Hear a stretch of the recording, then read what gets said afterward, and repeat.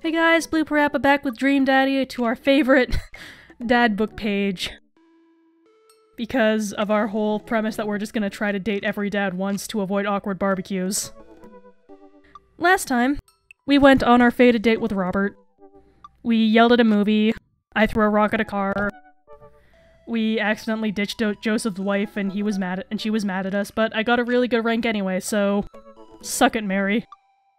Actually, don't. You seem to have, like, a developing arc. Or not arc, but, like, backstory, and now I just feel sympathetic towards you. Also, we ran into the son of one Hugo Vega, and I determined that his son was basically just Carcat from Homestuck.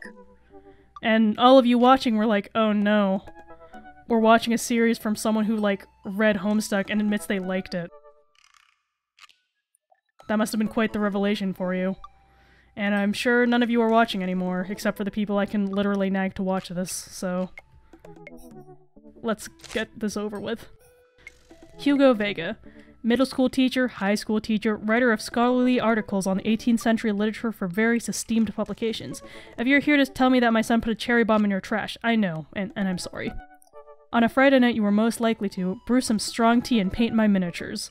If you had one thing to take with you onto a desert island, what would it be? A Remembrance of Things Past by Marcel Proust. What are your turn-on? Muscles. You and me both, Hugo. What did you want to be when you grew up? Movie star. What's your favorite movie genre? Documentaries on art history. What's your ideal date? Each of us read a different book on opposite sides of the couch in comfortable silence. What do you never leave the home without? My glasses. Actually, I forget them at home a lot. I spend a lot of my time thinking about, I worry that people who are against e-readers are more in love with the idea of books than actually reading. Also, I'm sure you spend a lot of time thinking just about, like, how your son is a menace. Let's get to this. Nothing can be reading in print. I navigate to Hugo's dad book page and type out a message. Hey Hugo, great seeing you at the barbecue. Wanna hang out sometime? I wait for a few minutes before the computer dings. I'm so glad you messaged me. I definitely want to hang out sometimes, but I have a favor to ask. Our class is going for a field trip to the aquarium today, and one of our chaperones called in sick. Is there any possible way you could come and replace them? Uh-oh. I completely understand if you don't want to, or you can't make it, but I'm gonna be honest with you. It's a middle school class, and I need as much help as I can get. I think about it for a moment. Man, that's a lot of screaming kids that I'd be accountable for, and they're in middle school. Arguably the worst age to be. Amanda silently trudges into the kitchen and pours herself a bowl of cereal. Morning, Amanda. Morning, Pops. Hey, how was middle school for you? Bad, but nobody likes middle school. It's 3 years of bad acne, crying, and being generally terrible. Ugh.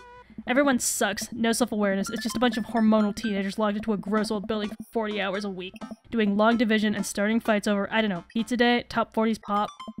Middle schoolers should be avoided at all costs. What was your middle school experience like?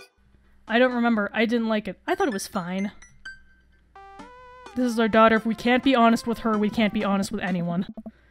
I had my first crush in middle school, and I'm still bitter about it. Alexis Stuggs. You hurt me, and I'll never forget. Huh? What'd she do to you? I stare off into the middle distance, remembering the 24 hours that we dated and the 3 times we held hands between class periods. Then I remembered the bitter betrayal, her leaving me for Arnold Brimington, making me eat dirt in front of her. I don't want to talk about it. Huh. See, middle schoolers are reprehensible. Wait, why are you asking me about middle school? Oh, Mr. Vega requested my help to chaperone his middle school class to the aquarium. Just wanted to know what I was in for. You get to go to the aquarium? Are you kidding me? The last field trip I got to go to was a clam chowder factory. They didn't even give us clam chowder. They gave us square pizza at a clam chowder factory. Oh, is that why you won't eat clam chowder anymore?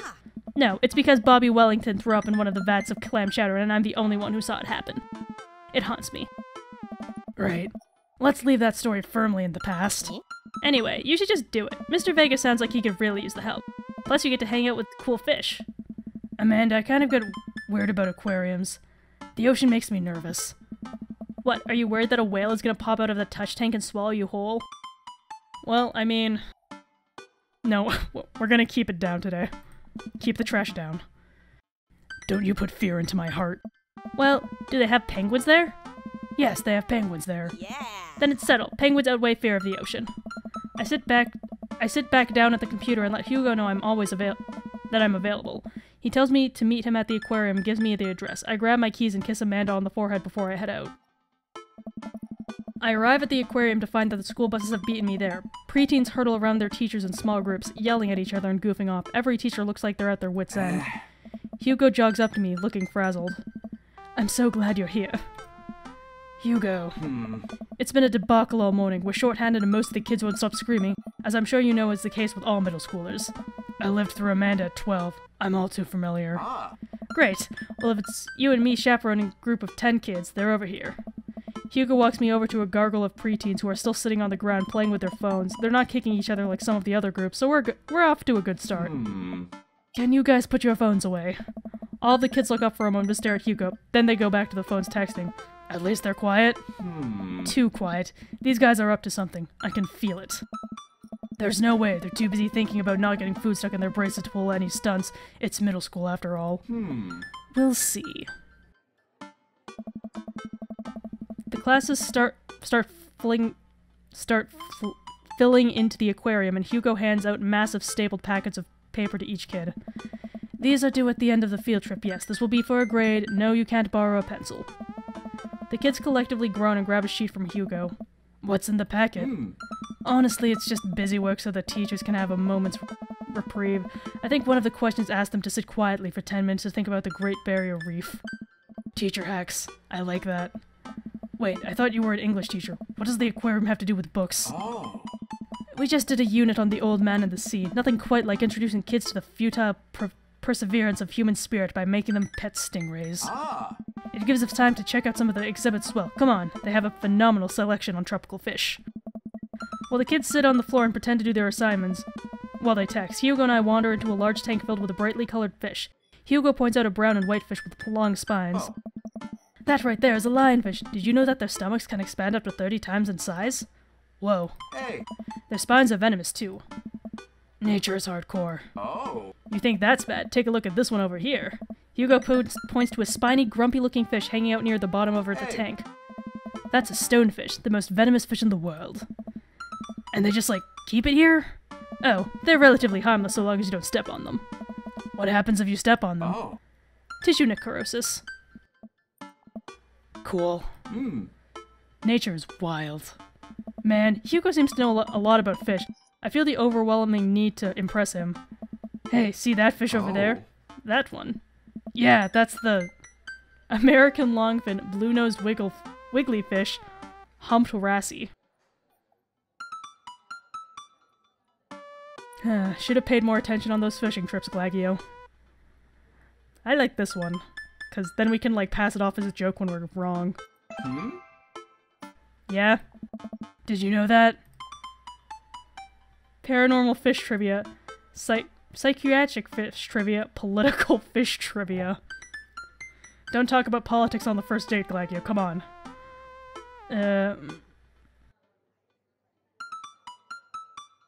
We do like paranormal stuff.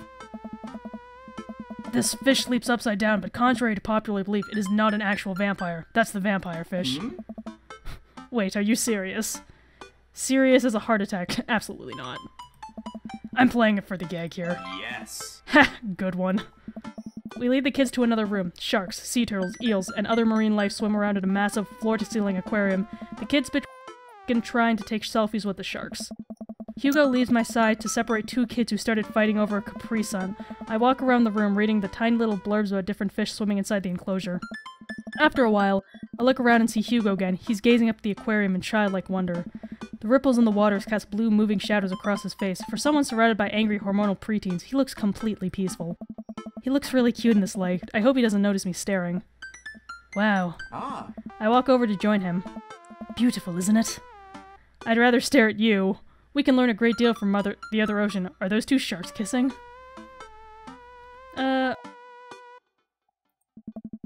A great many mysteries lie in the ocean. It truly is fascinating to be able to observe it at a setting such as this. He digged it. That's a very astute point, Glagio. We stand together for a moment, admiring the wonders of marine life. We eventually make our way to the touch tank room, which seems to be the only thing the kids are actually interested in. The tank is filled with a variety of horseshoe crabs, sea urchins, stingrays, and small fish. I stand around the edges of the tank and keep a wary distance from the sea life. Who knows what kind of nefarious plans those horseshoe crabs have for my well-moisturized hands. Hugo rolls up his sleeves and sticks his hand in the water. Don't you want to pet some rays, Glagio? Oh, I think I'm good. I think I should just stay over here and admire them from a respectable distance. Come on, it'll be fun and informative. Don't make fun of me, but I'm scared to touch them. I get weird when there's no glass separating us. I don't know what any of these things are, but I get the feeling they will probably bite me in my delicious hands if they're given the chance. Nothing in this tank can hurt you. The stingrays have their barbs removed, the horseshoe crabs only eat little clams, and the anemones are perfectly safe to touch. Against my better judgment, I approach the tank, slowly dipping my hand into the cold water. I touch a stingray as it glides past me. See, not so bad. It feels like fun, slimy leather. Things get a lot less scary when you learn more about them, right? I dive my hand back into the touch tank with a renewed vigor for ocean life. I poke at some urchins and feel the hard carapace of the horseshoe crab. My hand brushes against Hugo as we reach for the same anemone. I pull away, blushing. Hugo smiles at me. Hey, you're supposed to be touching the fish! Sorry, I just get a little carried away Wait. That girl over there looks suspicious. Why's that? Oh. A backpack's usually wet. Hold on. Susan, get back here! Hugo runs after a middle schooler and catches her before she can make it to the exit. Wanna tell me what's in the bag? Textbooks? Wanna tell me what's really in the bag? Susan won't budge. I walk over to Hugo and the girl. I think he might need a bad cop. Look, kid. We don't have time for games here. That's an easy 5 to 10 in the clink. I'm not afraid to hit a child. I mean, we're not Robert. Whatever it is, it goes back into the ocean touch tank. Now. You're not a teacher. You can't tell me what to do. Yes, well, I am. Can you please put the bag down? Next time we won't say please. Susan glares at Hugo for a moment before dropping her book bag on the floor. It lands with a wet slap. We stare at it a moment before it starts to move. Hugo leans down and unzips the backpack. A horseshoe crab frantically scuttles out and across the floor. An employee swoops in, swoops it up, and places it back in the tank. She gives us a disapproving look. Jesus, Susan, what was your plan? I was trying to free him. To where? Outside where he was gonna die? Susan, go back to your group. We'll discuss this later. Yeah, and hands where we can see him. Susan sulks off, leaving me alone with Hugo. He gives me a pat on the shoulder. Oh. Middle schoolers have sticky hands. I doubt that's the first time that's happened here. Or last. In the next room we see a variety of smaller tanks, sea urchins, tiny fish, and a rainbow of beautiful underwater plant life surrounds us. Yes! Look over here! Hugo points so seahorses gathered at the bottom of the tank. One of them is in the middle of giving birth. Hey! That's actually the male seahorse. Sort of takes fatherhood into a new level, doesn't it? Hey kids, come check this out. There's a male seahorse giving birth. A low murmur from the students. They just jump back on their phones. Man. Oh. Fun fact, male seahorses can even give birth and then get pregnant in the same day. Man, we thought we had it hard. Hey. I wonder if they have to deal with their kids' awkward teenage years too. However many thousands of them. You seem to know a lot about marine life, Hugo. Yes. It's not really my specialty, but I do make a point to learn as much as possible whenever I can. I think that learning shouldn't end where you leave school. We should challenge ourselves to find out more about the things we don't understand every day of our lives. Because if you stop learning, I don't think you'll ever be able to grow or change as a person. Good point. But I still don't trust the ocean. We'll get there. We finally make our way over to my favorite part of the tour, the Arctic exhibit. Do we get to see the penguins? Oh. Yes, we get to see the penguins. Hell yes. Our group of kids run around the exhibits. They won't stop tapping on the glass of the puffin enclosure, trying to get their attention. For at least a few moments, teachers, chaperones, and students alike seem to be having a great time. What was I so worried about? This isn't so bad. Huh? Hugo suddenly grabs my arm. Oh my god, there's a student in the penguin enclosure. What? Wait, just kidding, it's very bad. Is it one of ours? It most certainly is. Molly Henderson, Susan's friend. I look over to the penguins and see a determined-looking kid crouching behind a rock. She's hiding just out of sight of one of the employees. Over the side of the enclosure, I see the door to the exhibit ajar. Was it unlocked this whole time? We gotta stop her before the staff season bans our school for life. Hugo looks around. I'll create a distraction. Hugo runs towards the puffin exhibit and addresses the entire room. I don't know. Everybody, I have an announcement. The whole room turns towards Hugo. Oh. Here are a few facts I bet you didn't know about penguins. Everybody just stares at Hugo, confused. Well, this is my shot. Run into the enclosure and am greeted by a cold blast of air. Psst! Hey! The girl whips around and looks at me. Her nose is pink from the cold. You can't be in here. Neither can you. I try to walk over to the girl, but the ground is so icy that I just end up slipping. I catch myself before I hit the ground, but the girl still laughs at me. Contrary to popular belief, penguins are birds. Birds are traditionally known to fly, but penguins can't. So I can understand some confusion when discussing the birdness of penguins. The crowd is still somehow enraptured. Kid, what are you even doing? I'm letting the penguins go. They deserve freedom. Where are they even gonna go? They're gonna live in my closet. Look, I don't even have time to argue about this. We gotta get out of here. Not until I save a penguin. Little known fact is that penguins only live in cold climates. With some exceptions, so they don't all live in cold climates if you're splitting hairs here. Did I mention they don't fly? The crowd is starting to lose interest. I'm running out of time. Lay down the law, try to relate to her, bribe her.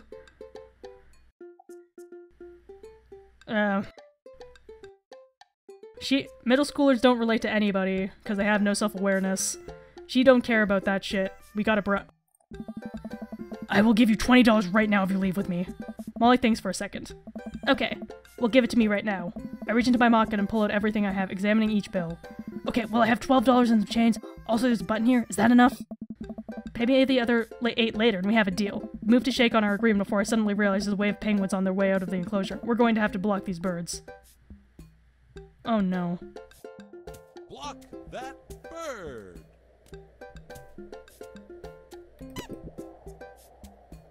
Well, shit, this is adorable.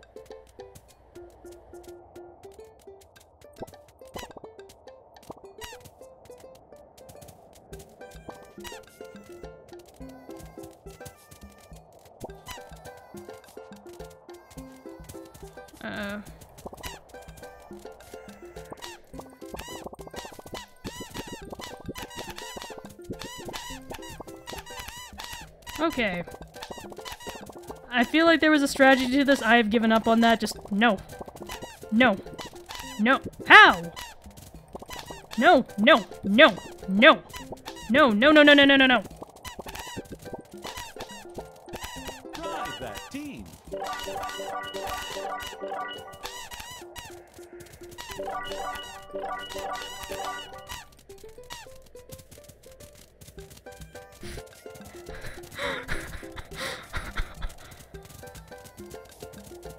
What? Okay. Only 3 penguins escaped. Oh god. Oh dear goodness.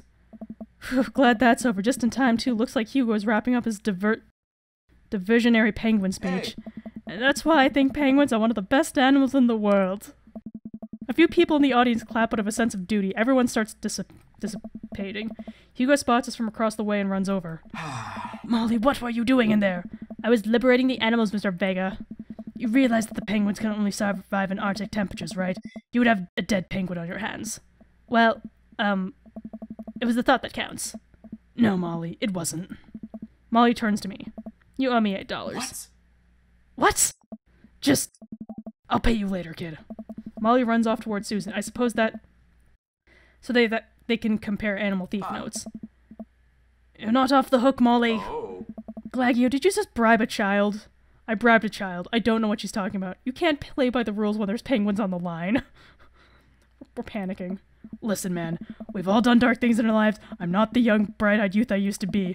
That person believed in a world where you wouldn't have to bribe children to save a penguin. That me today knows different. I only wish I could go back. Oh. Let's just go through the day and get out of here. We didn't lose points, and that's all that matters.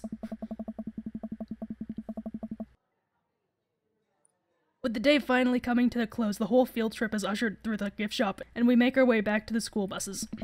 As we leave the aquarium, the kids load into the buses. Hugo pulls me aside. Hey, Glagio, thank you so much for helping out today. You're a lifesaver. It was no problem. It was actually kind of fun. Let me take you out next time to make it up to you. You like cheese boards? I love cheese boards. I'm all about cheese boards. There's nothing on earth more satisfying than a good cheese board. Let's just go. Great. Well, I got to make sure the kids don't steal anything else. See you around. I walk inside to find the house empty. Wonder where Panda's at. Before I know it, Amanda pops in through the front door. What you up to tonight? Just doing some homework. How was the aquarium? It was an adventure. Some kid tried to steal a penguin. Aww. We've all been there. I had to run in and grab her before any of the employees saw. You got to go inside the penguin enclosure? Did you steal a penguin for us? Amanda, no penguins were stolen thanks to the valiant efforts of myself and Mr. Vega. It was nice getting to spend time with Hugo, though. I'm surprised he helped complete a cover-up. He's usually kind of a what? Kind of a stick in the mud? He's actually pretty cool. I had a good time with him. Alright, too much adventure for me today. I'm gonna go rest my eyes. You mean take a nap? There's a difference. You'll learn when you become a father.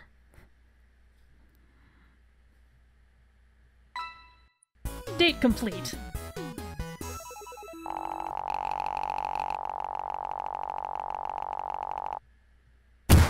I'm JK rolling with delight. Thank you, Gabe. Thank you for that wonderful pun there. Okay. So, even though 3 penguins escaped, we still did good on that date, so that's good. And our seahorse level's really low, and our poker buddy's kind of low, but everything else seems pretty fine. Bad cop could be better. It's okay. Alright, so yeah, next time we'll go on a date with Vampire Dad, I guess. Though, now that I'm saying this, I'm sure next time I'll forget all about it and be like, oh, we should go for Brian. Whatever, we're gonna date one of those guys, and I'll continue to question why some of these dates take like half an hour and other ones are like 20 minutes. Alright, but see you guys next time.